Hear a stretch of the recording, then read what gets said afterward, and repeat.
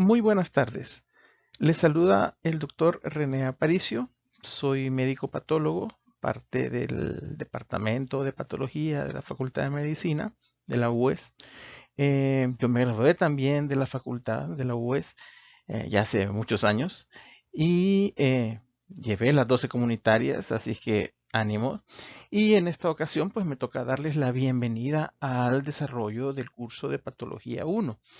En esta ocasión, pues con el tema, con la primera clase, que es la introducción a la patología.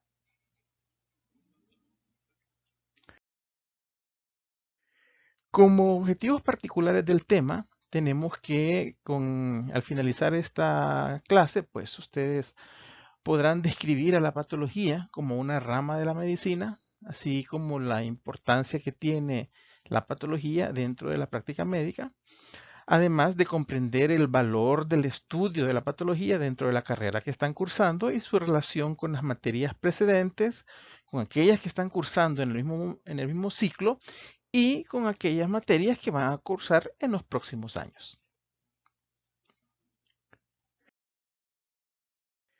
Como objetivos específicos tenemos en primer lugar definir el concepto de patología y su área de estudio. Luego, explicar la importancia del estudio de la patología dentro de la carrera de doctorado en medicina. Y finalmente, describir la historia y división de la patología y algunos de los conceptos básicos. La bibliografía de donde se ha tomado la información para esta clase, pues en primer lugar tenemos su libro de texto, La patología estructural y funcional de Robbins. En el segundo capítulo hay una muy breve introducción a la patología, pues parte de la clase la hemos tomado de ahí, pero la mayor parte ha sido tomado de otros libros, ¿verdad? Para complementarlo y ampliarlo, como son los que ustedes pueden ver, El principio de patología de Rui Pérez Tamayo, La patología de Rafael Andrade y las patologías de Stephen C. Lowe y la de Javier Pardo Mindán, ¿verdad? Entonces, de todos estos libros hemos obtenido información. Mi sugerencia es que lean la parte que corresponde a la introducción, que como les decía, lo pueden encontrar al principio del capítulo 2 de la patología de Robbins, y el resto pues la estudian de esta clase, porque los libros que les menciono pues son de difícil acceso, entonces mejor estudien la clase y amplíenla con ese eh, pequeño pedacito de introducción que tiene su libro de texto. La forma como hemos dividido esta clase es, hablaremos en primer lugar de la importancia de la patología, luego la definición, qué es patología, cómo ha sido la evolución histórica de la patología, su división y finalmente hablaremos de conceptos básicos. La razón de ser de esta clase es para que ustedes sepan qué es patología y cuál es su área de estudio. Es decir, qué es lo que ustedes ganan al estudiar patología. Porque es muy probable que ustedes ya hayan escuchado el término patología usualmente como sinónimo de enfermedad. Por ejemplo, hablamos de la patología pulmonar, por decir las enfermedades pulmonares. Pero además de ese significado de como sinónimo de enfermedad, realmente la patología es una rama de la medicina. Y eso es lo que van a comenzar ustedes a estudiar en este ciclo.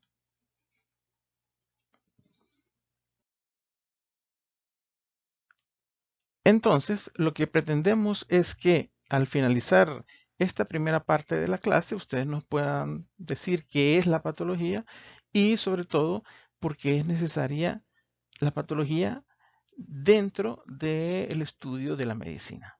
Entonces, eso es lo que perseguimos.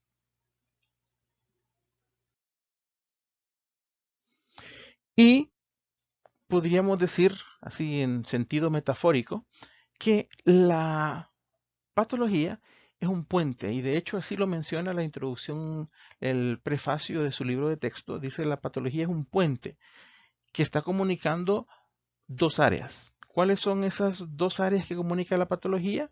En primer lugar, comunica el área donde ustedes se han desarrollado hasta el momento, que es el área básica, que dentro de las materias que han estudiado tenemos anatomía, fisiología, bioquímica, entre muchas otras.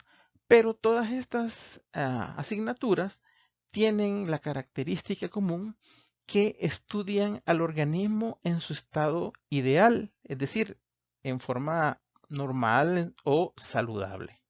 Es decir, cómo funcionan las cosas en su estado ideal. Sin embargo, cuando ustedes pasen al área clínica, ustedes, que es la otra área que comunica la asignatura, la patología, ustedes van a llegar a un mundo, por llamarlo de esa forma, donde no van a encontrar las cosas en su estado normal, sino que en su estado anormal o, entre comillas, en un estado patológico. Entonces, patología lo que hace es precisamente unir esos conceptos que ustedes tienen hasta ahorita de un estado ideal y esa otra área donde ustedes van a llegar y van a ver al organismo en una situación anormal, es decir, en un estado de enfermedad. Cómo se comporta el organismo enfermo es lo que ustedes van a aprender en el desarrollo de esta asignatura. Y de hecho, ya alguien ha esquematizado a la medicina como que si fuera un árbol. Y ven ustedes en el esquema que en la porción inferior tenemos las raíces y cuáles son aquellas áreas que se encuentran en la raíz. Tenemos anatomía, inmunología, genética, microbiología, fisiología, farmacología, histología, química y física, biología. Entonces, todo esto que podríamos llamar nosotros como las materias del área básica. Y como les decía, estas materias usualmente están hablando de un estado ideal, saludable. Y vean ustedes la posición que ocupa la patología. La patología es el tronco, es lo que está uniendo las raíces con todo lo que sería las ramas y el follaje. Lo que ustedes van a cursar en este ciclo es lo que se conoce como patología general, que son una serie de procesos que afectan a todos los órganos y sistemas del cuerpo. Si ustedes esperamos que aprueben esta asignatura, el próximo ciclo van a llevar patología 2 y patología 2 no es nada más que la patología de sistemas. Es decir, es la aplicación de estos procesos que ustedes están estudiando hoy o que van a estudiar ahora, la aplicación de estos procesos en los diferentes órganos y tejidos. Entonces van a hablar ahí sí de patología pulmonar, cardiovascular, hepática, digestiva, etc. Y eso es lo que ustedes encuentran en el follaje. Entonces, como ven ustedes, patología se encuentra en el área central de este árbol que ustedes ven acá. Y es por eso que ustedes analizan, están ahorita más o menos a la mitad de su carrera. Están dejando el área básica y van a entrar al área clínica. Entonces, estamos en la mitad. Eso es patología.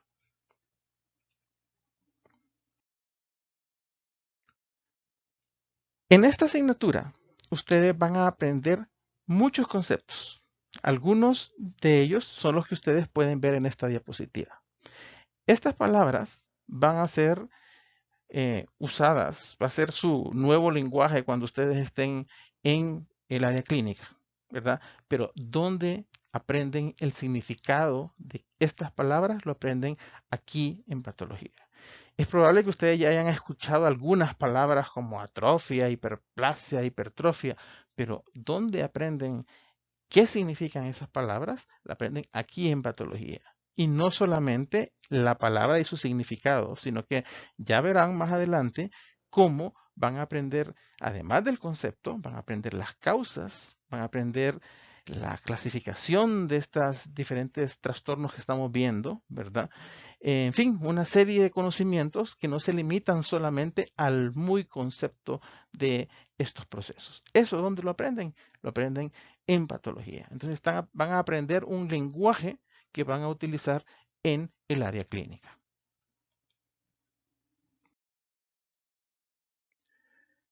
Uno de los que se han llamado padres de la patología es este señor que ustedes ven ahí citado esa frase, que es Rudolf Virchow, del cual hablaremos en unos minutos, quien dijo que la patología es la fisiología con obstáculos. Es decir, la patología es cuando la fisiología presenta algún trastorno que evita su desarrollo normal, pues entonces entramos al área de la patología.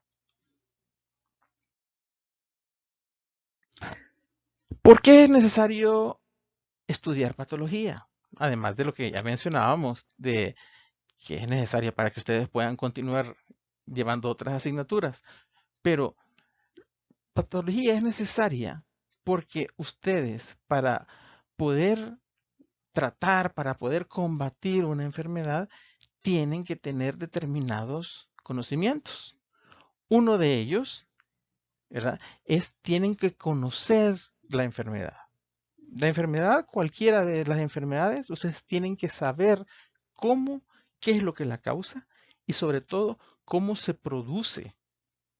Y una vez que se ha producido la enfermedad, tienen que saber también cómo se manifiesta. Y eso lo logran precisamente en esta asignatura. Además de conocer la enfermedad, ustedes necesitan reconocerla. ¿Qué quiere decir esto? Necesita que ustedes la identifiquen. ¿Y dónde aprenden cómo identificar a las enfermedades? Lo aprenden en diagnóstico físico. En el diagnóstico físico, lo que ustedes están haciendo en diagnóstico físico es aprender a leer, a interpretar todos aquellos signos y síntomas que presenta el paciente que les permiten a ustedes identificar cuál es la enfermedad que tiene el paciente. Entonces, pero para lograr reconocer algo, debemos en primer lugar de conocerlo. Porque si no lo conocemos, aunque lo tengamos enfrente, no lo vamos a poder identificar. Por eso es necesario la patología y el diagnóstico físico. Y si ustedes logran hacer un diagnóstico correcto, pues obviamente van a poder dar un tratamiento correcto. ¿Dónde aprenden cómo tratar las enfermedades? Lo van a aprender ustedes en las asignaturas del área clínica. Medicina interna, cirugía, pediatría, ginecología, obstetricia, ¿verdad? Que son las grandes áreas, psiquiatría y todas sus subdivisiones y sus especialidades, lo que les están enseñando es cómo tratar la enfermedad. Entonces, ¿cuáles son los elementos para poder combatir una enfermedad? Conocerla, eso lo aprenden en patología, reconocerla, identificarla, y eso lo hacen en diagnóstico físico, y tratarla. Una vez que ustedes la identificaron, pues hay que tratarla, y entonces eso lo aprenden en las materias del área clínica.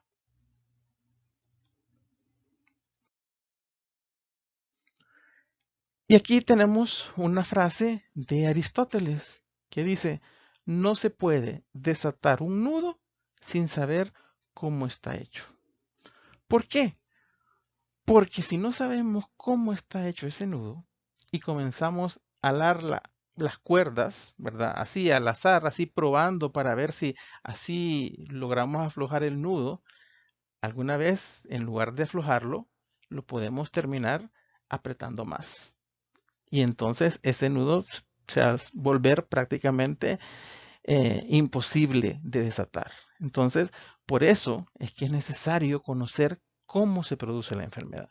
¿Y dónde aprenden ustedes cómo se produce la enfermedad o cómo funciona el organismo enfermo? Lo hacen aquí en patología. Por eso es necesaria la patología.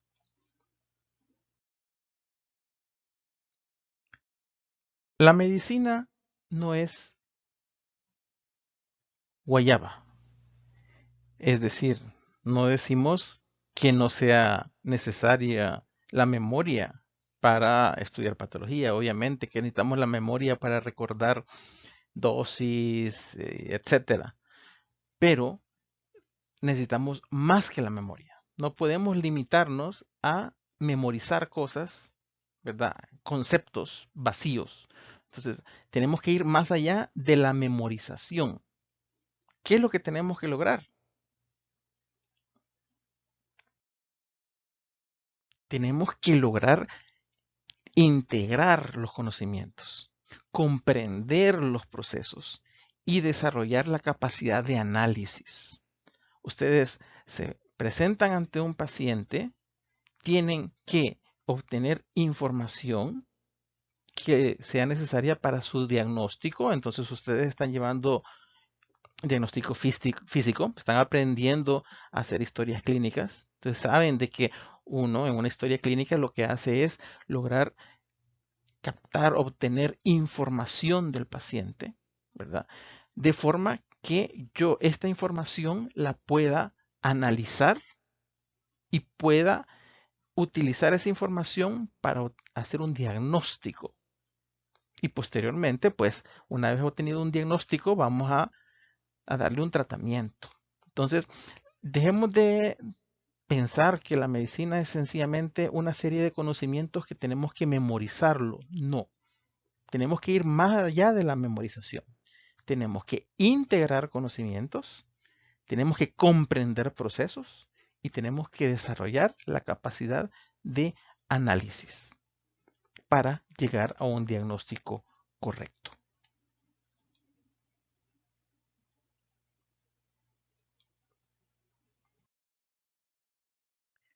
Entonces, ¿por qué es necesaria la patología?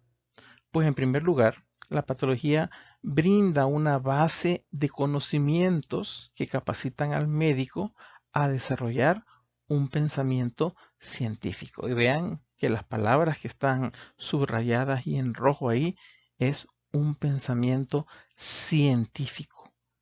Porque ahora cualquier persona a través de las redes sociales puede comenzar a expresar una serie de razonamientos que no necesariamente son científicos. Y eso es lo que caracteriza al médico, un pensamiento científico. Entonces, ahora ustedes, nada menos en esta pandemia, es cuando vemos cómo hay una proliferación de unas ideas que no son científicas, son pseudociencia, que sin embargo, uno como médico que ha estudiado, uno a veces hasta se ríe de las tonterías que puede encontrar en las redes sociales. Como una vacuna va a cambiar el ADN de la persona, por poner un ejemplo. Como las redes 5G de telefonía celular son las responsables del coronavirus, ¿verdad? Entonces son cosas que no tienen ninguna base científica. Entonces, precisamente el pensamiento científico es, debe de ser una de las características del pensamiento del médico. Nuestro conocimiento es una ciencia, no es ocurrencia, no es porque a mí se me ocurre o porque yo pienso, debe de ser un pensamiento científico. Entonces también tenemos que recordar que es una ciencia. Vemos entonces qué es ciencia. Ciencia es un conjunto de conocimientos obtenidos mediante la observación y el razonamiento que están sistemáticamente estructurados y de los que se deducen principios y leyes generales con capacidad predictiva y sobre todo que son comprobables experimentalmente. Entonces, el pensamiento científico, es decir, el que está basado en estas líneas que ustedes ven en esa diapositiva, es lo que conocemos como una ciencia y eso debe ser lo que rige el razonamiento médico, es decir, conocimiento científico. no pseudociencia.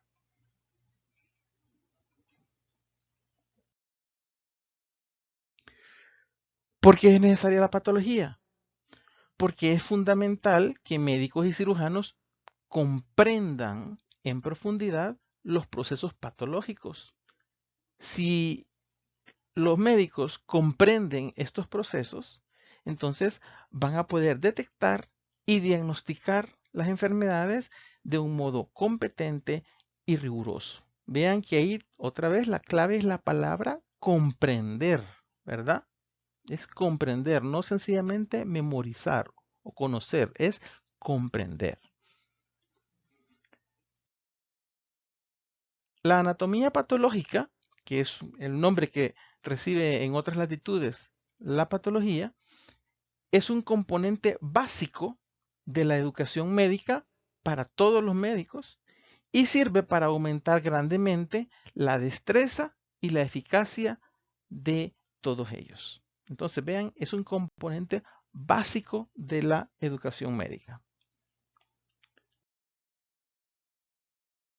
Para que un médico pueda interpretar las molestias que aquejan a un paciente, es decir, los síntomas, y para que puedan comprender las anomalías observadas en la exploración física, lo que se conoce como signos, es importante que esté familiarizado con todo el abanico de alteraciones posibles en cada órgano o tejido.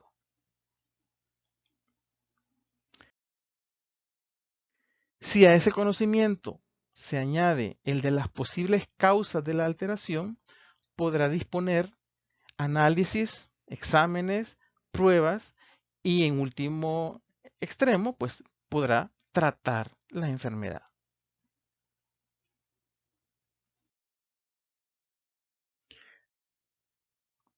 Lastimosamente, tenemos la idea errónea que la patología no es compatible con, con la clínica, como que si son dos mundos diferentes, como que lo que ustedes van a aprender en patología no tiene nada que ver con lo que van a aprender en diagnóstico físico o van a ver más adelante en medicina interna.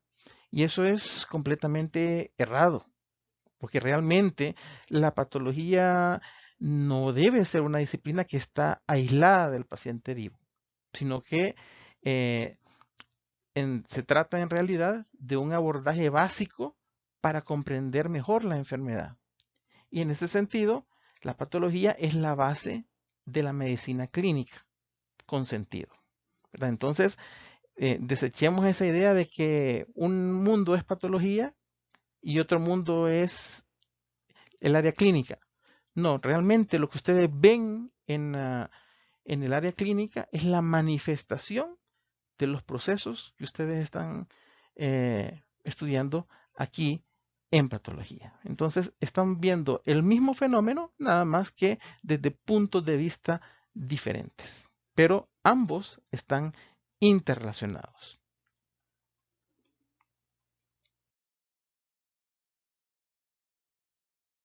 Recalcando lo que veíamos en la diapositiva anterior, la anatomía patológica es la piedra angular de la medicina clínica y su estudio debe ir unido a la práctica clínica.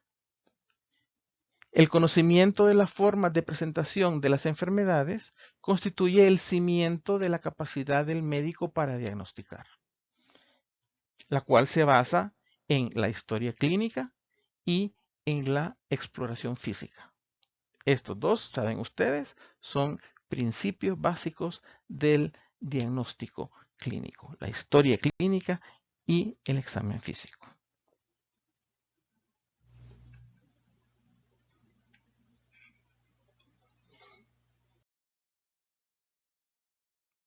Si ustedes no saben patología, no conocen patología, no estudian patología, entonces no van a saber cómo se desarrolla la enfermedad. Va a ser, así como en la imagen que ustedes ven ahí, como un dependiente de farmacia, con todo el respeto que me merecen los dependientes de las farmacias. Pero muchos de ellos no tienen conocimiento de medicina. Sencillamente ellos lo que saben es que el medicamento X sirve para la patología X, pero no saben farmacología, no saben de medicina. Sencillamente ellos saben que en la medicina X sirve para tal cosa, ¿verdad? Entonces, si ustedes no aprenden patología, ustedes van a ser prácticamente como los dependientes de la farmacia. Sencillamente ustedes se van a volver tratadores de síntomas. Y tratar síntomas no significa hacer medicina. ¿Por qué? Porque realmente el médico no debe limitarse a tratar los síntomas, debe tratar la causa de los síntomas. Si ustedes tratan la causa, no solamente van a eliminar el síntoma, sino que van a tratar la enfermedad. Pero si solamente tratan los síntomas, ustedes lo que realmente están haciendo es sencillamente ocultar la enfermedad.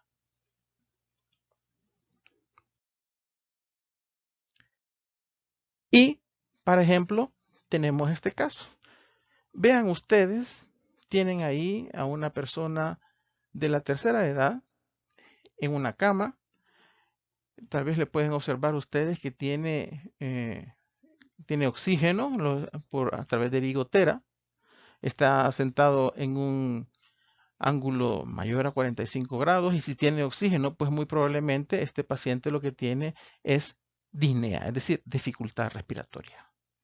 Ahora, parece lógico que si el paciente está con dificultad respiratoria, pues le vamos a aplicar oxígeno, pero ¿cuál es la causa por la que este paciente está en este estado? Pues la verdad, les invito a que piensen en un probable diagnóstico que puede tener este paciente.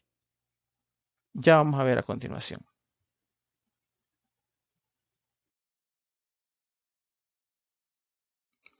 Estos son algunos diagnósticos probables que puede tener este paciente.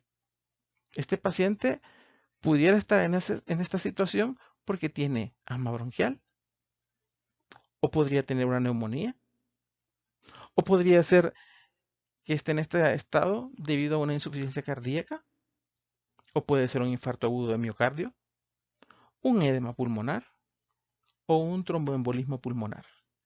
Esto que ustedes están viendo, un paciente de la tercera edad con disnea, este estado de disnea puede ser producido por cualquiera de estas patologías. Y ahora incluso le podríamos agregar la COVID-19.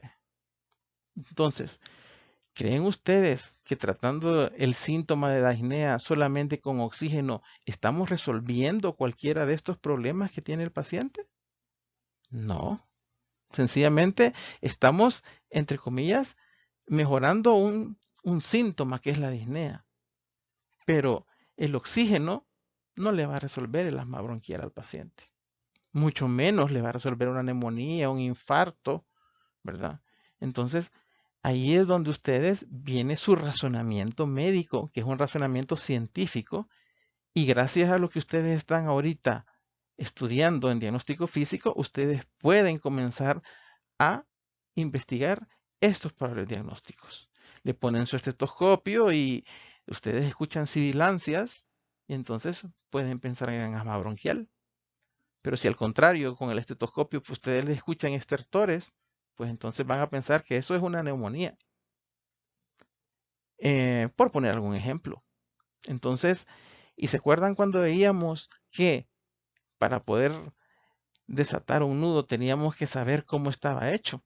Yo les decía, si ustedes no saben cómo está hecho el nudo y alan una cuerda, la cuerda inadecuada, ustedes en lugar de aflojar el nudo, ustedes lo pueden apretar más.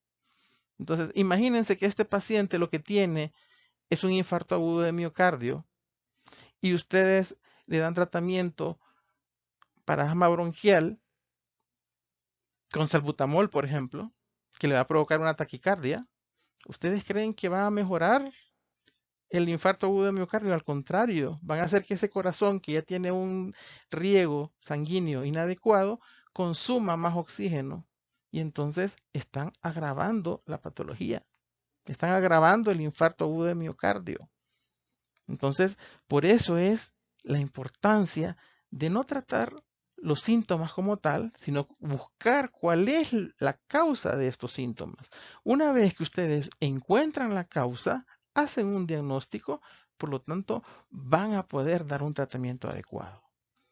Y si ustedes saben cómo se produce cada una de estas enfermedades, van a saber también cuáles son los exámenes, las pruebas que tienen que mandar para poder identificarla propiamente.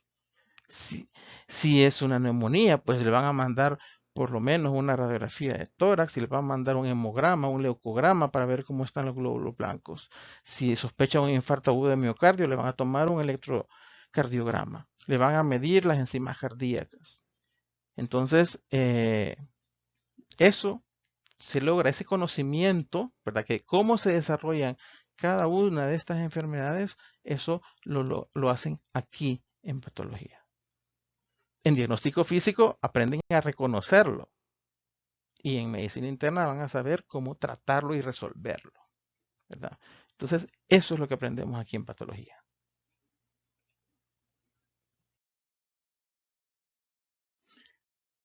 Bueno, y con esto, pues terminamos la primera parte de la clase. Es decir, ¿qué es patología? Aunque el concepto propiamente es lo que viene a continuación, pero sobre todo hemos tratado sobre por qué es necesario estudiar patología. Espero que haya quedado claro.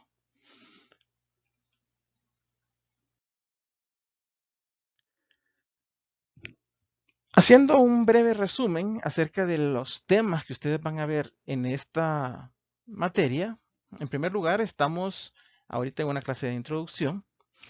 Posteriormente vendrán 2 clases donde van a ver diferentes métodos por los cuales la patología estudia la enfermedad. La primera de ellos es la famosa biopsia, ¿verdad? ¿Qué es una biopsia y cómo se procesan las biopsias hasta poderla ver al microscopio? Y luego vamos a ver en la tercera clase, van a ver otra vez conmigo algunas técnicas especiales por las cuales pues, la patología puede obtener información de diferentes procesos patológicos. Luego de la tercera clase, entonces van a comenzar a estudiar algunos procesos que no los van a ver como tales en ninguna otra parte de la carrera, ¿verdad? Van a ver qué es adaptación celular, es decir, cómo las células se adaptan, evitan el daño. Luego hablarán de lesión celular y es decir, cómo se lesiona la célula y sobre todo los tipos de lesión y cómo se manifiesta la lesión celular. Y a continuación hablarán de otros procesos que son muy importantes. Por ejemplo, aquí en patología van a aprender qué es la inflamación. Fíjense si no es curioso de que ustedes ya en farmacología ya vieron los antiinflamatorios, pero hasta hoy, un año después, van a comenzar a hablar acerca de qué es la inflamación. Y este conocimiento de inflamación, esto les va a servir el resto de su vida como profesionales, ¿verdad? Y díganme un tejido, un órgano que no se inflame, ¿verdad? Bronquitis, tendinitis, gastritis, colitis, en fin, ¿verdad? Entonces, la inflamación es un proceso fundamental, básico que ustedes deben de conocer. Y dónde aprenden qué es la inflamación, cómo se manifiesta, cómo se desarrolla, la aprenden aquí en patología. Pero este conocimiento les va a ser útil en todas las materias que vienen después. Lo mismo ocurre con neoplasias. Neoplasias es, por el momento, hasta que lo volvamos a ver más adelante, neoplasias es sinónimo de tumor. ¿verdad? Entonces, no solamente de cáncer, porque no todos los tumores son cancerosos, pero en patología van a aprender ustedes qué son los tumores, los diferentes tipos de tumores, van a aprender qué es el cáncer, cómo se desarrolla el cáncer, ¿verdad? Y estos conocimientos no los van a obtener en ninguna otra materia. Al contrario, ahí los van a aplicar, lo que aprendan aquí en patología, lo van a aplicar en las diferentes áreas. Cuando lleguen a ginecología, me van a hablar de cáncer de cervix, cáncer de ovario. Cuando lleguen a cirugía, van a hablar de cáncer gástrico. En fin, de un montón de tumores y neoplasias malignas. Otros conocimientos que ustedes van a aprender en esta materia, trastornos hemodinámicos, me van a hablar de edema, shock, hemorragia, trombosis, embolia. ¿Qué es todo eso? Lo van a aprender aquí en patología. E igual lo van a utilizar estos conocimientos en las materias en los próximos ciclos. Entonces, esta serie de conocimientos, estos y otros que vienen en la siguiente diapositiva, son básicos para su formación como médicos. Pero también vamos a hablar de otras áreas que probablemente ya ustedes las comenzaron a tocar en otras asignaturas. Vamos a hablar de inmunopatología, de patología genética, patología ambiental, patologías infecciosas y finalizar con patología nutricional, entre muchos otros temas. Entonces, estas dos diapositivas son un resumen de los contenidos que van a ver ustedes en el resto de la asignatura.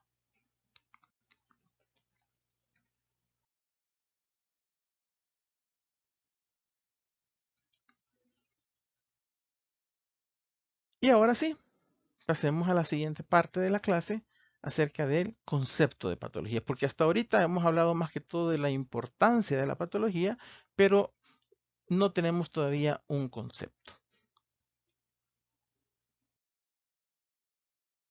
¿Qué es patología?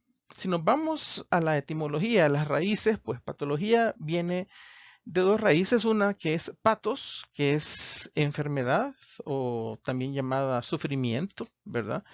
Y logos, que es tratado, conocimiento o estudio. Entonces podríamos decir de una forma bien simplista que la patología es el estudio de la enfermedad. Pero como que todavía ese concepto es así como que muy sencillo. Alguien me podría decir, bueno, la medicina también es el estudio de la enfermedad, ¿verdad? Entonces busquemos un concepto un poquito más completo, más sustancioso, ¿verdad? Entonces podríamos también decir que la patología es la rama de la medicina que estudia morfológica, es decir, la forma, ¿verdad? Pero no solamente nos quedamos con la forma, sino también estudiamos cómo funciona, cómo se desarrollan las causas, los mecanismos y las consecuencias de la enfermedad. ¿Ves? Es la rama de la medicina que estudia morfológica y funcionalmente las causas, mecanismos y consecuencias de la enfermedad. Otra definición de patología es es el estudio científico de la naturaleza de la enfermedad, sus causas, sus mecanismos, evolución y consecuencias. Vean ustedes que estas últimas dos definiciones con diferentes palabras, pues básicamente nos están expresando lo mismo, ¿verdad? Estudiamos las causas, los mecanismos, la evolución y las consecuencias de una enfermedad. La patología se encarga del estudio de los cambios estructurales, bioquímicos y funcionales que tienen lugar en las células, en los tejidos y en los órganos afectados por una enfermedad. Y conociendo cuáles son estos cambios estructurales y bioquímicos a estos diferentes niveles, podemos explicar los signos y los síntomas que tiene el paciente y de esa forma ofrecer una base racional para la atención clínica y el tratamiento. Eso es patología. 4 aspectos de la enfermedad son lo que constituye la parte fundamental de la patología.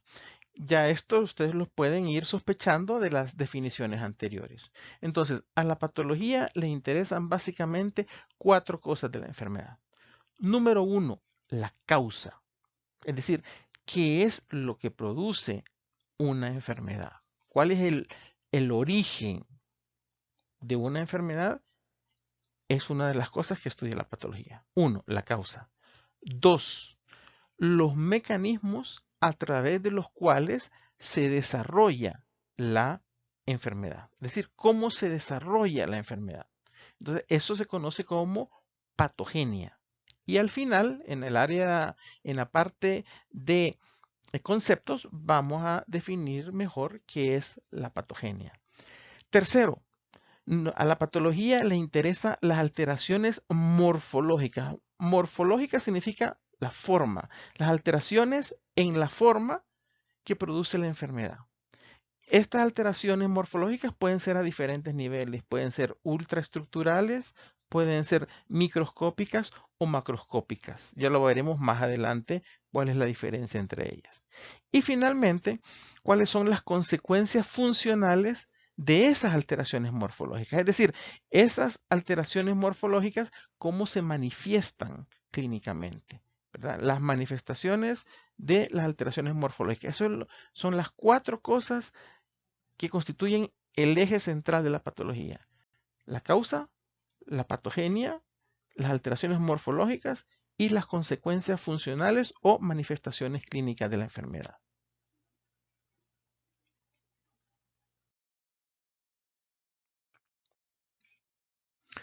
Bueno, entonces, ya que tenemos el concepto de patología, pues hoy vamos a hablar brevemente acerca de cuál es la historia de la patología, es decir, cómo se ha ido desarrollando la patología desde los orígenes de la humanidad. Y es así como podemos encontrar que la historia de la patología va casi de la mano con la historia de la medicina. Y la evolución del conocimiento en la patología puede ser dividido en 6 periodos: primitivo, humoral, orgánico, tisular, celular y subcelular o molecular. Entonces vamos a hablar rápidamente de cada uno de ellos.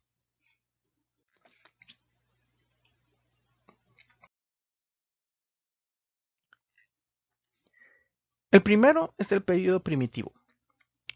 Este se define como aquel que es previo al conocimiento médico organizado. Y en el periodo primitivo, pues la enfermedad se debía a hechizos, a castigo de los dioses, a posesión por espíritus, a fenómenos atmosféricos o astrales. ¿Qué características tenía el periodo primitivo?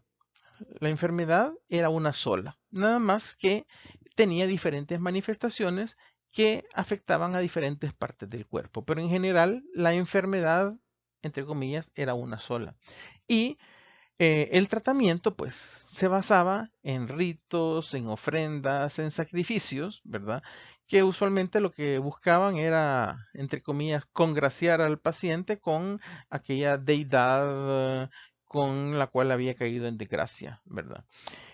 Puede parecer eh, muy básico, hasta incluso risible estos conceptos, pero veamos que todavía algo de esto todavía permanece hasta nuestros días. Y es así como, me imagino que en comunitaria ya habrán hablado ustedes de las creencias y las etnoprácticas y habrán escuchado el famoso ojo que le hacen a los niños, ¿verdad?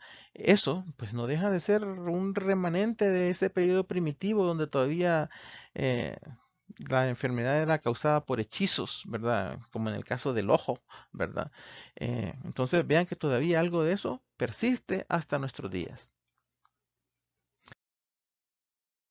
El siguiente periodo es el periodo humoral, teniendo como humor, humor es un tipo de secreción que era producido en el organismo. Pues entonces, en el periodo humoral, pues lo que vamos a ver es el equilibrio que hay entre cuatro humores o cuatro sustancias o líquidos que se producían en el organismo.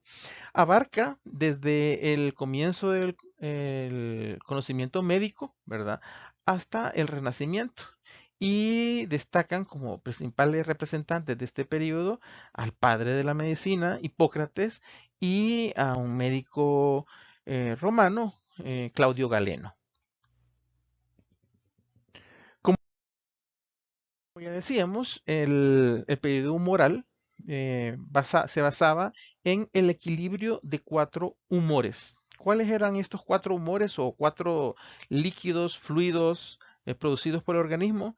Teníamos la bilis amarilla, la sangre, la flema y la bilis negra. Entonces, cada uno de estos fluidos tenían algunas características.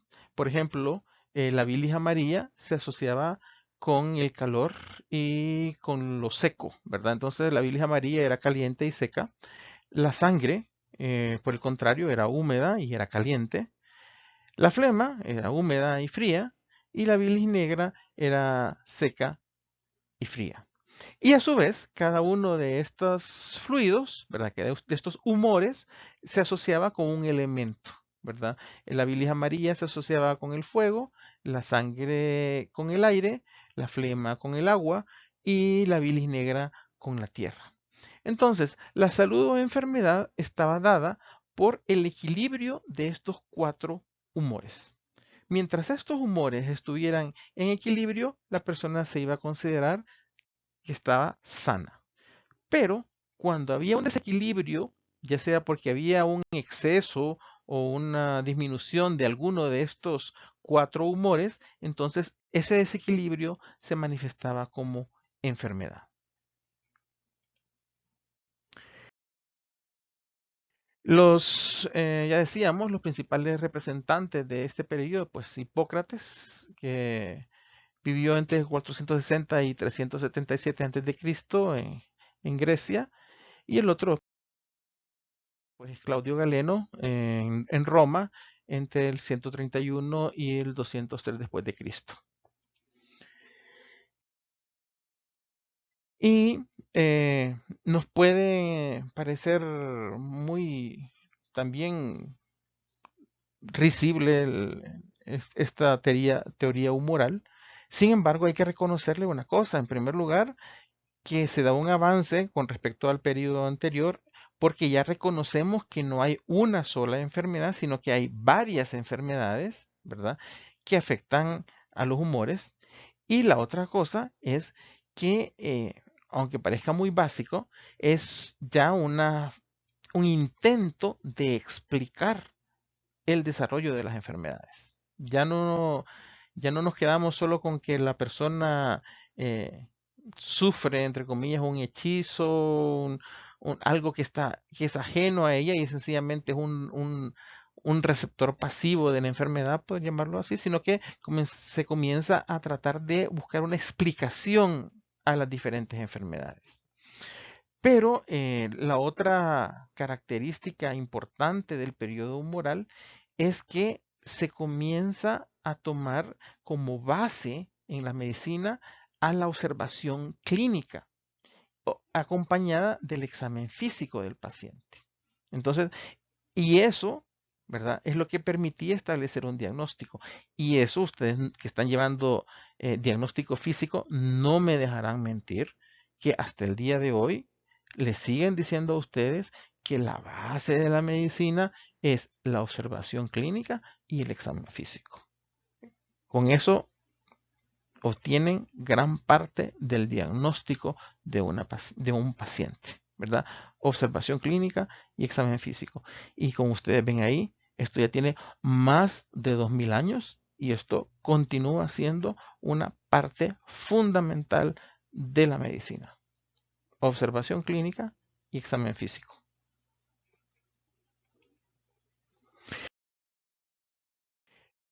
Como la enfermedad era causada por un desequilibrio de los humores, por lo tanto, el tratamiento de las enfermedades consistía en tratar de recuperar ese equilibrio de esos cuatro humores. ¿Y cómo lográbamos el equilibrio? Se lograban mediante sangrías, es decir, mediante sangrados, ¿verdad? Cuando se creía que el problema era un exceso de sangre, pues lo que se hacía era sangrar a los pacientes para eliminar ese exceso de sangre. Eso se conoce como sangría. No, no piensen en esta sangría que ustedes están viendo ahí, sino que en esta otra, ¿verdad? Ven ustedes cómo el médico está sangrando a este paciente. Eh, y vean que todavía en el siglo XIX se seguían utilizando las sangrías. Eh, Simón Bolívar murió por la consecuencia de una sangría, ¿verdad? Eh, Además de que tenía tuberculosis y un montón de cosas más. Otro tratamiento eran las purgas, ¿verdad? El uso de purgantes o laxantes. Eh, Mi abuela me cuenta que todavía ellos cuando se enfermaban de catarro les daban purgantes, les daban laxantes, ¿verdad? Completamente ilógico, pues, porque las enfermedades del aparato respiratorio como que no tienen directamente conexión con la enfermedad del aparato digestivo. Sin embargo, ese era el tratamiento. Y la dieta, ¿verdad? Entonces, todavía eh, ustedes que van a ir al hospital de la mujer van a ver que las puérperas, las mujeres que van dadas de alta después de haber dado a luz ahí en el hospital, van con su pañuelito, van con los tapones de algodón, con leche materna en los oídos, ¿verdad? Para que no entre aire. Y que tienen que llevar una dieta, ¿verdad? Que no pueden comer pescado porque es muy helado, o que no pueden comer sandía porque también es muy fría, ¿verdad? Entonces vean que todavía algo de este periodo humoral todavía persiste hasta nuestros tiempos también.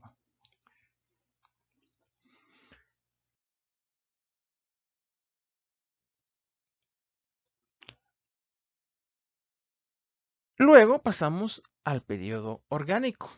Eh, Anteriormente, en el periodo humoral, si ustedes vieron, dura muchísimos años, más de 1000 años.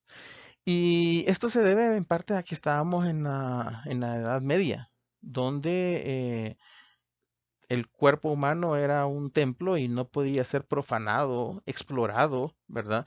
Entonces, estas ideas se mantuvieron durante bastante tiempo hasta que en el Renacimiento, nuevamente el hombre vuelve a ser el centro, ¿verdad? De todo y se comienzan a explorar el cuerpo humano. Y entonces, es así como el periodo orgánico dura desde el Renacimiento hasta el siglo XVIII y sobresalen algunos nombres que tal vez a ustedes les suenan familiares porque eh, antes que nada, fueron también anatomistas, como son Vieni, Vesalio, Morgagni, ¿verdad? Y el gran logro del periodo orgánico es que se comienza a establecer una correlación clínico-patológica, es decir, se comienzan a tratar de encontrar una explicación a los signos y síntomas que tiene el paciente, ¿verdad? A eso nos referimos con correlación clínico-patológica.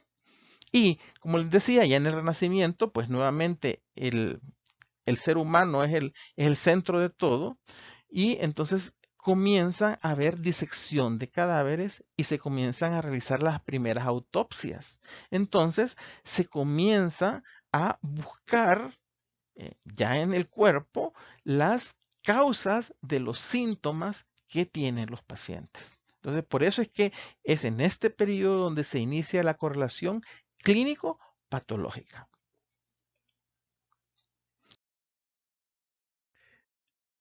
¿Quiénes sobresalen acá como representantes? Antonio Benivieni, de 1440 a 1502, que es considerado como padre de la patología. Ya vamos a ver más adelante que hay otro padre también, ¿verdad?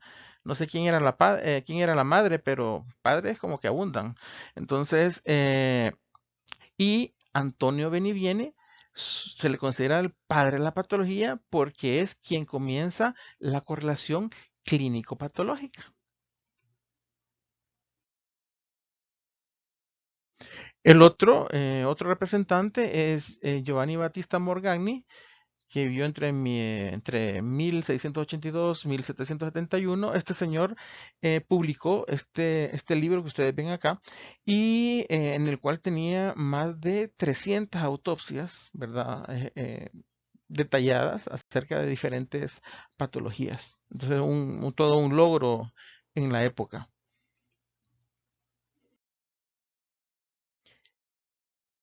Y podemos resumir, ¿verdad? Como que en este periodo orgánico, el, podríamos resumir el conocimiento de esa época como que los síntomas clínicos se explican por alteraciones anatómicas. Eso fue el gran logro del periodo orgánico, tratar de explicar los síntomas clínicos a través de las alteraciones anatómicas que tenía el paciente.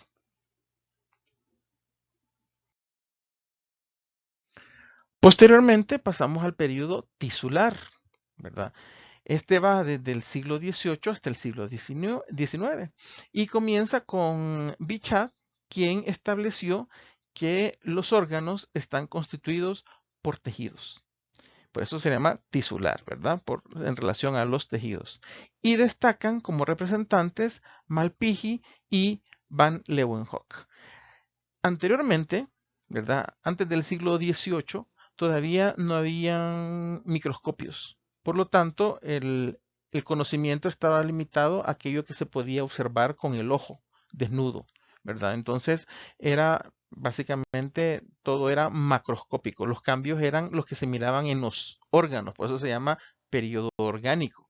Sin embargo, ya en el siglo XVIII, Van Leeuwenhoek eh, da el nombre a la célula, ¿verdad? Porque fue el que vio con un microscopio el corcho y vio que estaba constituido por pequeñas celdas y es así como nace la palabra célula.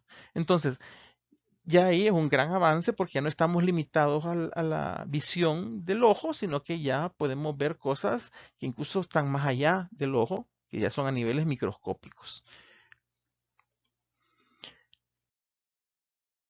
Y ahí tienen al Leeuwenhoek, ya mencionábamos cuáles eran sus logros, pero Bichat, eh, una de sus frases es la que ustedes ven ahí. La medicina alcanzará rigurosidad científica cuando se establezca una relación cierta entre la observación clínica de los enfermos y las lesiones anatómicas que la autopsia descubre después de la muerte. Entonces, ahí en rojo y subrayado, la importancia de este periodo otra vez es que estamos estableciendo una relación entre la clínica de los pacientes con las lesiones anatómicas que se descubren lamentablemente después de la muerte. ¿Verdad? Entonces ya otra vez estamos remachando en aquella relación que hay entre los signos y síntomas y los trastornos anatómicos que presentan los pacientes.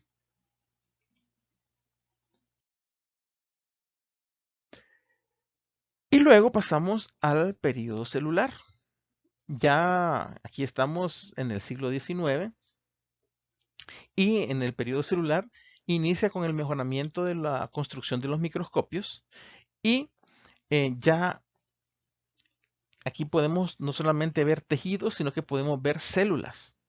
Entonces, así como en biología se considera que la célula es la unidad fundamental, pues igual este señor, que también es otro de los llamados padres de la patología, Rudolf Virchow, quien vimos una cita hace unas diapositivas, ustedes recordarán, él fue quien dijo, bueno, así como la célula es la unidad fundamental de la vida, la célula también puede ser la unidad funcional de la enfermedad.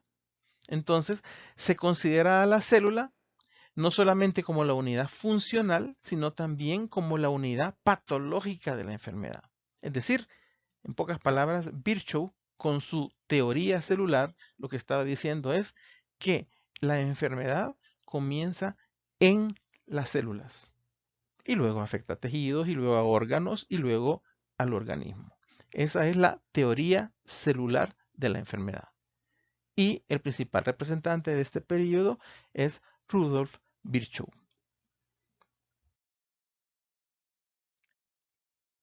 Miren la cita de Virchow. Las enfermedades surgen no en los órganos o tejidos en general, sino de forma primaria en las células individuales.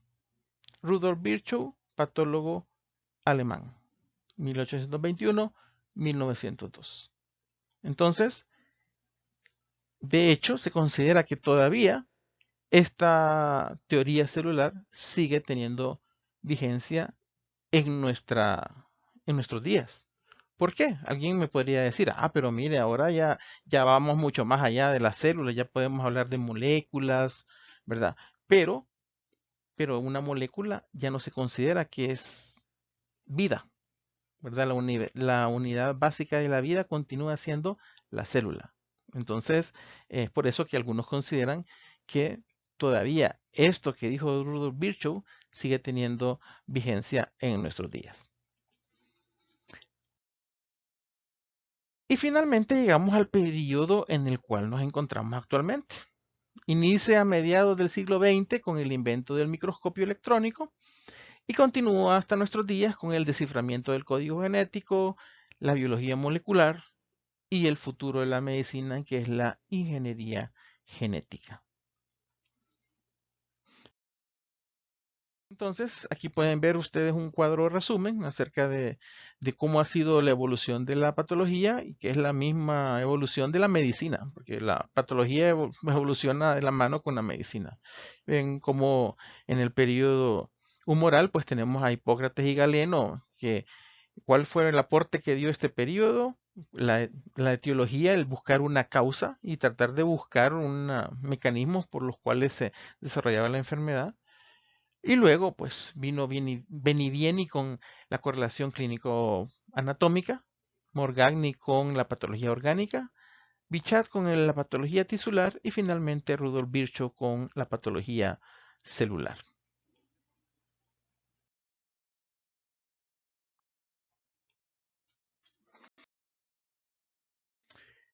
La otra área que tenemos que tocar en esta clase, pues, es la división de la patología, es decir, cómo se divide la patología. La patología puede dividirse en dos grandes ramas, en lo que se conoce como patología anatómica o también llamada anatomía patológica, que es lo que estamos desarrollando ahora, y lo otro es la patología clínica. La patología clínica es lo que se conoce como medicina de laboratorio o como lo conocemos nosotros aquí en nuestro país, es el laboratorio clínico, ¿verdad? Eso es la patología clínica. De esta no vamos a hablar porque no es el área en el cual ustedes van a estudiar. Ustedes no vamos a estudiar la patología clínica. Lo que ustedes van a recibir es una patología anatómica. Entonces vamos a definir a continuación qué es patología anatómica. La patología anatómica es la rama de la patología que se encarga del estudio macro y microscópico de los tejidos y las células, pero este estudio debe de hacerse adecuando la interpretación de estos estudios a la clínica. Es decir, no solamente es ver con el ojo o con el microscopio a los tejidos y las células, sino que además tenemos que interpretar esos cambios con la clínica. Es por esto, por esta parte de que tenemos que incorporar la clínica, que la patología anatómica la realizan médicos patólogos, ¿verdad? Porque es necesario tener conocimientos médicos, ¿verdad? Si no, lo pudiera realizar un licenciado en laboratorio clínico. Sin embargo, ellos no tienen los conocimientos del área clínica, ¿verdad? Entonces, por eso es que para poder interpretar los cambios que uno ve al microscopio, tiene que también tener en cuenta cuál es el cuadro clínico del paciente. Eso solo lo podemos hacer los médicos. Entonces, eso es la patología anatómica. Y la patología anatómica, a su vez, se puede dividir. Se puede dividir la patología anatómica en dos. En la patología anatómica quirúrgica o la patología anatómica post-mortem. ¿En qué consiste la patología anatómica quirúrgica? La patología anatómica quirúrgica estudia los órganos y los tejidos extraídos del organismo vivo por métodos quirúrgicos. Es decir, se toma una muestra de tejido de un organismo vivo, ¿verdad? Y esa muestra de tejido se conoce como biopsia. La otra rama de la patología anatómica es la patología anatómica post-mortem, como su nombre lo dice, después de la muerte. En esta se estudian los órganos y los tejidos, ¿verdad?, de los cadáveres a través de una autopsia. Por favor, no confundan biopsia, ¿verdad?, un pequeño fragmento de tejido obtenido de un organismo vivo, con una autopsia, en la cual lo que se hace es una exploración del organismo después de la muerte, ¿verdad? Y que puede tener varios propósitos, los cuales vamos a hablar de algunos de ellos en la tercera clase.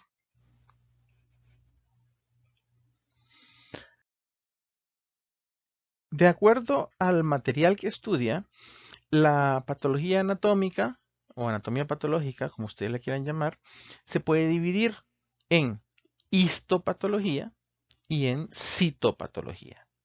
La histopatología es la rama de la anatomía patológica que estudia las alteraciones morfológicas de los tejidos. Por eso viene histo, es tejido, ¿verdad? Entonces la histopatología, perdón, estudia las alteraciones en los tejidos, entendiendo como tejidos a una organización celular compleja, es decir, un conjunto de células organizadas. Eso es un tejido, ¿verdad? Eso lo estudia la histopatología. Por otro lado, la citopatología, cito significa célula, es la rama de la anatomía patológica que estudia las alteraciones morfológicas, es decir, en la forma, ¿verdad?, de las células en forma aislada. Entonces, esa es otra forma en la cual podemos dividir a la anatomía patológica según cuál es el objeto de estudio. Y aquí, en esta imagen, tienen un ejemplo, ¿verdad?, para que entiendan cuál es la diferencia entre histopatología de citopatología. Esto que ustedes miran acá es un tejido. En este caso, es un epitelio plano, estratificado, no queratinizado, como puede ser el del esófago, puede ser el del cervix, ¿verdad? En fin, lo que importa es que tenemos una serie de células organizadas y ven cómo hay una capa basal y conforme las células van madurando, van ascendiendo en el epitelio, se van aplanando hasta que finalmente se descaman en la parte superior. Entonces, esto es histopatología. Estudiamos el conjunto de células organizadas y estudiamos cómo se relacionan unas con otras, ¿verdad? Y entonces ven ustedes cómo todas van madurando normalmente. Esto es histopatología. Esto es citopatología. Aquí en la citopatología estudiamos la característica de las células aisladas. Aquí ya no nos interesa cómo están organizadas las células, sino que vemos las características de cada una de estas células. Y estamos viendo lo mismo, ¿verdad? Estamos viendo, en este caso, estas son células escamosas que se encontraban así en un epitelio como el que ustedes vieron en la diapositiva anterior. Nada más que aquí ya no vemos el epitelio como tal, no vemos cómo están organizadas las células, sino que vemos la característica de cada una de estas células. Esto es citopatología. Entonces, podríamos resumir, ¿verdad?, de que la patología como rama de la medicina, a su vez, puede dividirse en patología anatómica y patología clínica. De la patología clínica dijimos que no vamos a hablar porque es lo mismo que nosotros conocemos como laboratorio clínico y eso pues no es el área de estudio de esta asignatura. Entonces nos vamos a quedar con la patología anatómica, que es el estudio, ¿verdad?, de células o tejidos, ¿verdad?, pero adecuando esta interpretación a la clínica.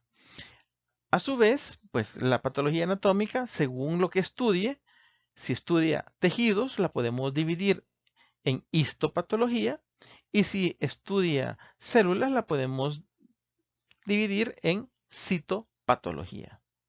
Ahora, también la patología anatómica se puede dividir según la fuente, ¿verdad?, o la forma como se obtuvo la muestra en patología anatómica quirúrgica cuando este tejido es obtenido de un ser vivo, ¿verdad? Y eso se conoce como biopsia o como una pieza quirúrgica cuando es producto de una extirpación de un órgano, por ejemplo. Y la otra división de la anatomía patológica es la patología anatómica post-mortem, que decimos, como su nombre lo dice, aquí la muestra o lo que estudia se obtiene después de la muerte, usualmente a través de una autopsia. Entonces, eso es una forma como podemos dividir a la patología.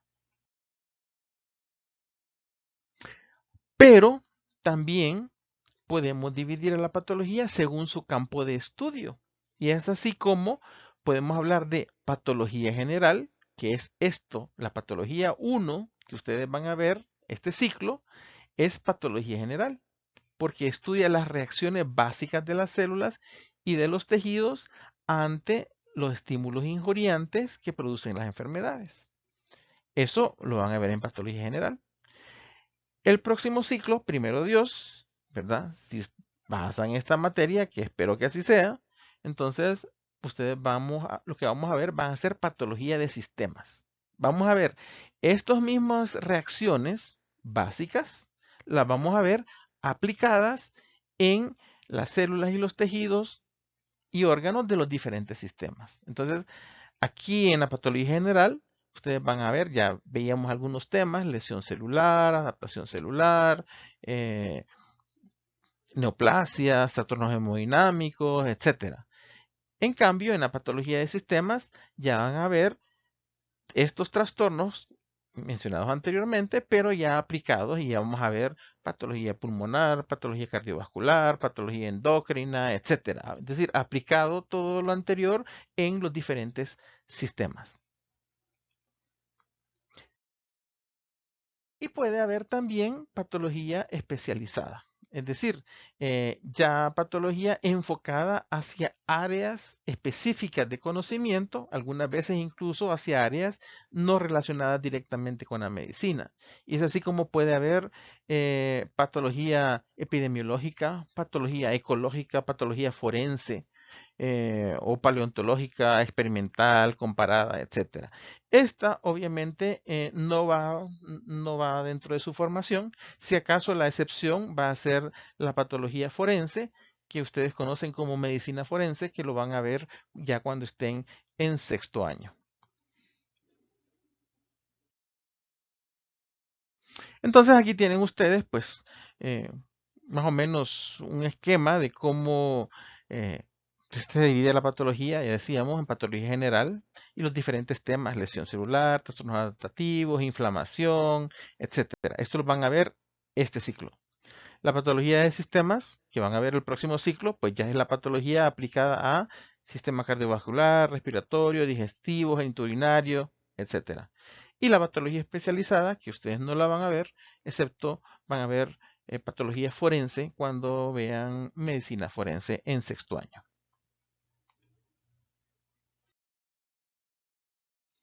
Y para finalizar esta clase, vamos a hablar de algunos conceptos importantes. es probable, son conocimientos básicos, y es probable que ustedes ya tengan estos conocimientos, estos conceptos. Sin embargo, vamos a ponernos todos de acuerdo en lo que significan estas palabras para que no hayan malas interpretaciones. En primer lugar, vamos a hablar de etiología. Cuando ustedes escuchen la palabra etiología, ¿qué es etiología? Es el estudio de las causas de una enfermedad. Es decir, cuando ustedes escuchan la palabra etiología, es casi sinónimo de causa. ¿Cuál es la etiología de la enfermedad X? Es decir, ¿cuál es la causa de la enfermedad X? ¿Verdad? Entonces, etiología es igual que causa. Segundo, patogenia. Patogenia ha sido descrita como el modo de origen o desarrollo de cualquier enfermedad o estado patológico. Recuerden, etiología y patogenia son dos de los 4 puntos fundamentales o áreas fundamentales o pilares fundamentales de la patología. Recuerdan de las primeras diapositivas que mirábamos, ¿verdad? Entonces, patogenia es el modo de origen o desarrollo de cualquier enfermedad o estado patológico. Patogenia también ha sido descrita como la secuencia de episodios celulares, bioquímicos y moleculares que suceden a la exposición de las células o tejidos a un agente lesional. Es decir, ya sea este concepto o el que vieron en la diapositiva anterior, patogenia básicamente es la forma como se va a desarrollar la enfermedad. Es la serie de pasos o procesos por los cuales se desarrolla la enfermedad, una vez expuestos al agente etiológico.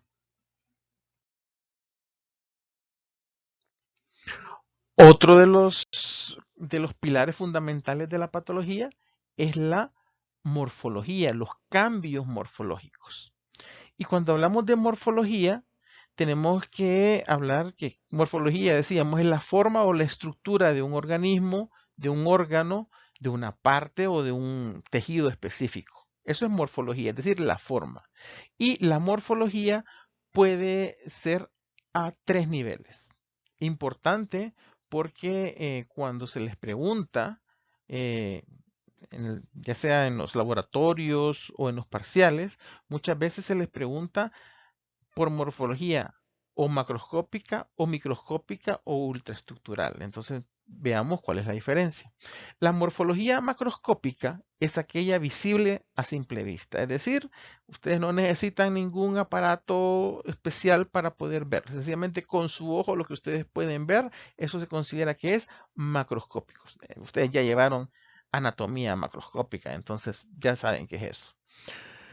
Por otra parte, la morfología también puede ser microscópica y en ese caso le estamos hablando de aquellas formas, ¿verdad?, que pueden ser visibles, pero a través de un microscopio óptico, es decir, un microscopio de luz, que es lo que más frecuentemente van a ver ustedes en este nivel, el microscópico. Usualmente lo van a ver en diferentes temas, las imágenes que van a ver son microscópicas. Y el otro nivel es el nivel ultraestructural, la morfología ultraestructural. Aquí ya necesitamos algo más que un microscopio óptico, ¿verdad? Son aquellas características morfológicas visibles mediante un microscopio, pero un microscopio electrónico, ¿verdad? En la clase número 3 vamos a hablar un poco acerca de microscopía óptica y microscopía electrónica. Entonces, son 3 niveles diferentes y vamos a ver unos ejemplos en la siguiente diapositiva. Ahí tienen ustedes los 3 niveles morfológicos. Tienen en esta primera imagen superior izquierda, tienen ustedes un corazón. Espero que ya lo hayan reconocido. Tienen aquí, mire, tienen las cuerdas tendinosas en esta parte de acá. Aquí tienen la aorta, esto de acá, y en esta porción acá, esto que está acá, son las válvulas cardíacas. En este caso serían las válvulas aórticas, ¿verdad? Si ustedes recuerdan anatomía, son la válvula aórtica son extremadamente finas, delgadas, lisas, pero aquí lo que ustedes pueden ver es todo lo contrario, son unas estructuras engrosadas, irregulares, ¿verdad? Que son esto que ustedes miran acá. Esto es la morfología macroscópica. Y lo que están viendo acá es una endocarditis bacteriana. Entonces vean cómo macroscópicamente ya se pueden ver los cambios que produce la enfermedad, en este caso a nivel de las válvulas cardíacas.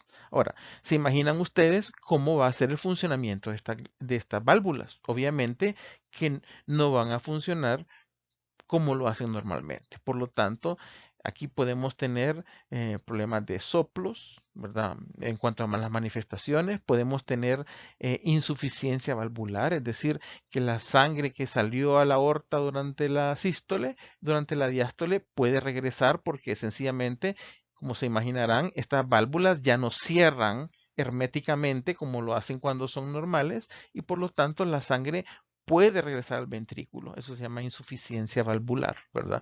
Y entonces eso puede dar problemas de insuficiencia cardíaca, etcétera, ¿verdad? Entonces, para que vean cómo estamos tratando de explicar las manifestaciones clínicas del paciente a través de las lesiones anatómicas que presenta. El segundo nivel, ¿verdad? Es el nivel microscópico. Esta imagen es una microfotografía obtenida mediante un microscopio óptico de luz. Y aquí estoy casi seguro que no logran identificar cuál tejido es el que estamos viendo. El tejido que estamos viendo es pulmón. Sí, aunque yo sé que ustedes no lo reconocen, pero les voy a delimitar con el puntero un, un alvéolo. Esto que ustedes miran acá, esto son las paredes alveolares. Esto que ustedes miran acá. Este obviamente va a ser otro alvéolo, este es otro, este otro y este de acá va a ser otro. Entonces, ustedes no lo reconocen porque cuando ustedes vieron histología, vieron que el alvéolo era una estructura sumamente delicada, de paredes muy, muy, muy delgadas y que la luz estaba llena sencillamente de aire. Por lo tanto, ustedes lo miraban una pared rosadita, muy delicadita, ¿verdad? Y el alvéolo en sí era blanco, porque usualmente los alvéolos normales no contienen nada, ¿verdad? Más que aire y si acaso macrófagos alveolares. Sin embargo, esto que ustedes están viendo no es para nada normal. Y lo que están viendo acá es una neumonía bacteriana. Entonces, aquí lo que ha sucedido es que ha venido una bacteria, ¿verdad? Un Streptococcus pneumoniae ha llegado hasta el alvéolo y ha despertado una reacción inflamatoria, ¿verdad? Entonces ha creado inflamación aguda y como es un agente extraño, entonces el organismo se defiende con inflamación. Y entonces todas estas células que ustedes miran aquí, todos estos puntitos que ustedes ven ahí, son neutrófilos, que están sencillamente ahí para tratar de eliminar al agente, en este caso injuriante, que sería el estreptococo. Entonces llegan las células inflamatorias, los vasos sanguíneos se dilatan, se llenan de sangre, eso se llama hiperemia, y hay aumento de la permeabilidad vascular. Los vasos sanguíneos comienzan a permitir la salida no solamente de neutrófilos, sino que sale líquido con proteínas. Y entonces, este espacio que originalmente solo contenía gas, es decir, aire, ¿verdad? Un espacio gaseoso, termina lleno de líquido, de un líquido viscoso, ¿verdad? Que es líquido, detritos celulares, proteínas, plasmáticas. Y entonces esto es, en lenguaje común y corriente, el alvéolo termina lleno de pus. Esto es una neumonía. Esto que están viendo acá. Y como tercer nivel, ¿verdad? Ultraestructural, es este que ustedes ven acá. Esta imagen, ya les decíamos, fue obtenida, la del pulmón, fue obtenida mediante microscopía óptica.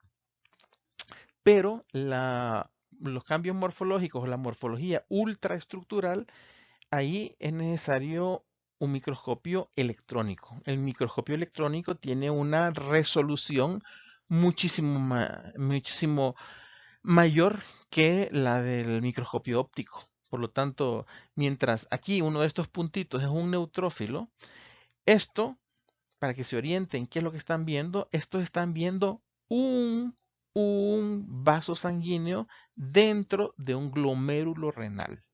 ¿Cuál es el vaso sanguíneo? Este que ustedes ven, esto que ven acá, esta es la pared del vaso. Esto que ven acá, y esto obviamente continúa hacia abajo, ¿verdad? Para complementar el círculo.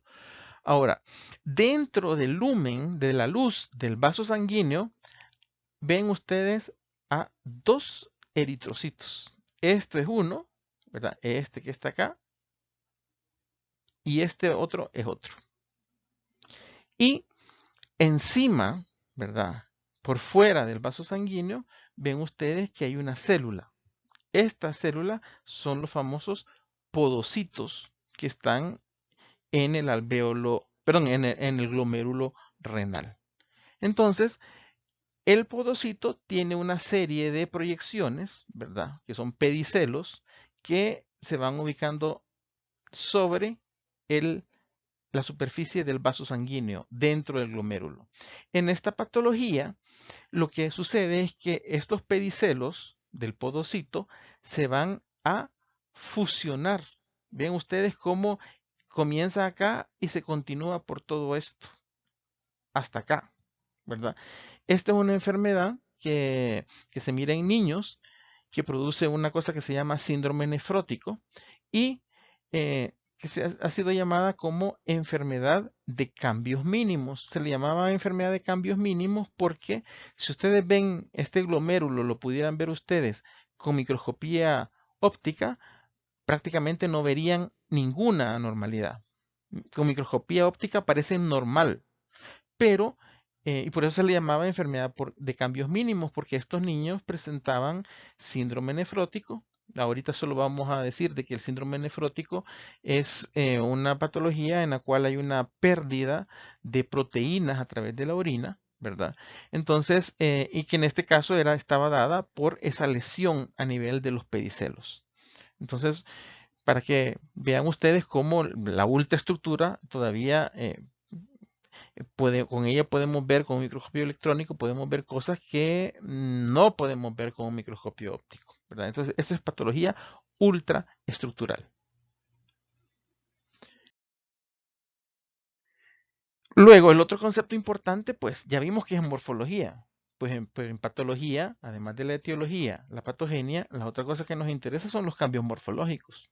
Son alteraciones en las células y tejidos, características de una enfermedad o diagnósticas de un proceso etiológico. Es decir, cambios morfológicos pues son cambios en la forma, igual que puede ser macroscópico, microscópicos o cambios morfológicos ultraestructurales.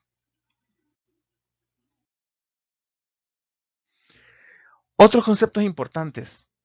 Diagnóstico. ¿Qué es diagnóstico? Es la identificación de una enfermedad a través de la observación de los signos y síntomas clínicos del paciente. Es decir, en pocas palabras, es saber qué enfermedad tiene un paciente. Eso es el hacer un diagnóstico, es identificar una enfermedad, ponerle nombre a una enfermedad, saber qué enfermedad es la que está afectando a un paciente. El otro concepto, ¿verdad? Es diagnóstico diferencial.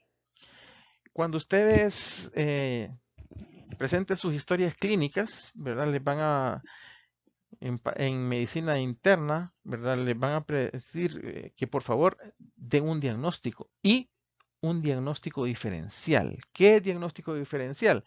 Es la distinción entre dos o más enfermedades que tienen síntomas similares mediante la comparación sistemática de dichos síntomas, a fin de establecer un diagnóstico de la enfermedad lo más certero posible. Es decir, un ejemplo, tienen ustedes un paciente que tiene dolor abdominal. ¿Cuáles son los posibles diagnósticos diferenciales? Mire, puede ser que ese dolor abdominal pueda ser una apendicitis aguda, que sea una pielonefritis aguda, es decir, una inflamación de los cálices renales, del tejido renal y de la vía urinaria, ¿verdad? Uréter, ¿verdad? Puede ser que sea una colecistitis, es decir, una inflamación de la vesícula biliar, ¿verdad? En fin, pueden ser un montón de cosas, pero ustedes de todos esos diagnósticos que pueden ser, ustedes lo que vienen, los toman las características de cada uno de ellos y las comparan contra lo que tiene el paciente. Entonces comienzan por decir algo. Si es una apendicitis aguda, pues el dolor se va a encontrar a nivel de la fosa ilíaca derecha, ¿verdad? Entonces ya dicen, bueno, entonces si en la apendicitis aguda lo que tiene este paciente es un dolor en fosa ilíaca derecha. Si fuera una colecistitis aguda, pues entonces el dolor estaría en el hipocondrio derecho. Entonces ustedes vienen y comienzan a ver las características de lo que tiene su paciente contra los probables diagnósticos que pueda tener, ¿verdad? Y comienzan a comparar de forma de ir descartando diagnósticos hasta llegar a su diagnóstico final. Eso se conoce como diagnóstico diferencial, es decir, distinguir entre varios diagnósticos comparando las características de cada una de las patologías contra la patología que tiene, contra los síntomas que tiene su paciente. Diagnóstico diferencial. Otro concepto fundamental, pronóstico. ¿Qué es el pronóstico? Es la proyección de los probables resultados finales del ataque de una enfermedad. Es decir, ¿qué es lo que va a pasar con este paciente? ¿Qué es lo que viene después en el paciente? Eso es el pronóstico, ¿verdad? Luego, ¿qué es lesión? Lesión es cualquier alteración fisiológica o anatómica de un tejido vivo. Eso es una lesión. Cualquier alteración que algunas veces incluso puede ser que no se pueda ver, ¿verdad? Sino que sea algo fisiológico. Pero igual, cualquier alteración en un tejido vivo se conoce como lesión. Entonces, ya con esto, prácticamente terminamos el desarrollo de la clase. Espero de que ustedes tengan, les haya quedado eh, claro qué es la patología, cuál es el campo de estudio de la patología, para qué sirve la patología y para qué les va a servir a ustedes la patología dentro de su formación, ¿verdad? Dicen por ahí que quien hace una buena patología va a tener una buena experiencia en el área clínica, ¿verdad? Porque, como decíamos, lo que ustedes están viendo en patología es lo que se va a ir a manifestar en el área clínica. No estamos hablando de cosas diferentes, estamos hablando del mismo proceso, nada más que visto desde puntos de vista, valga la redundancia, diferentes. Pero el proceso es el mismo. Si ustedes saben cómo se desarrolla una enfermedad, la van a reconocer y sobre todo la van a poder tratar. Esa es la importancia de la asignatura. Y recuerden, ¿verdad? Tienen que desarrollar un pensamiento científico, no en un pensamiento basado en la ocurrencia, ¿verdad? Sino que basado en la evidencia científica. Eso es lo que nos diferencia, nos distingue a los médicos de toda la otra gente no médica que aparentemente da una serie de conocimientos que no son científicos, sobre todo en esta época. Y para finalizar, le vamos a dejar algunos mensajitos. Por favor, recuerden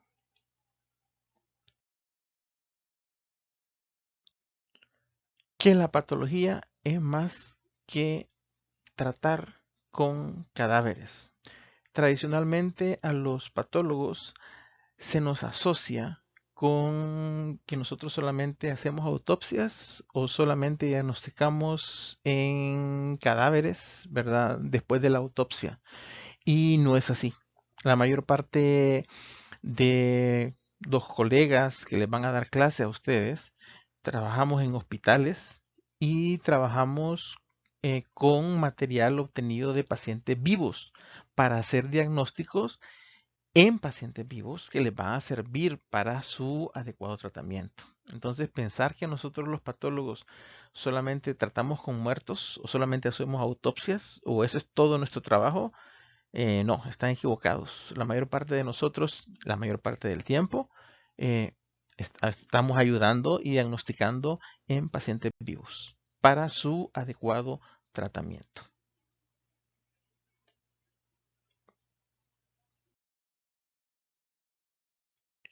Y la otra cosa que ustedes deben de recordar, aunque tal vez es un poco temprano para ustedes, pero ya cuando lleguen al área clínica, a veces piensan de que patología o la biopsia es una bola de cristal. Es decir, ustedes nos mandan una muestra del quinto dedo del pie derecho y nosotros les vamos a contestar y le vamos a decir cuál es el tumor cerebral que tiene el paciente. Y eso no es así, ¿verdad?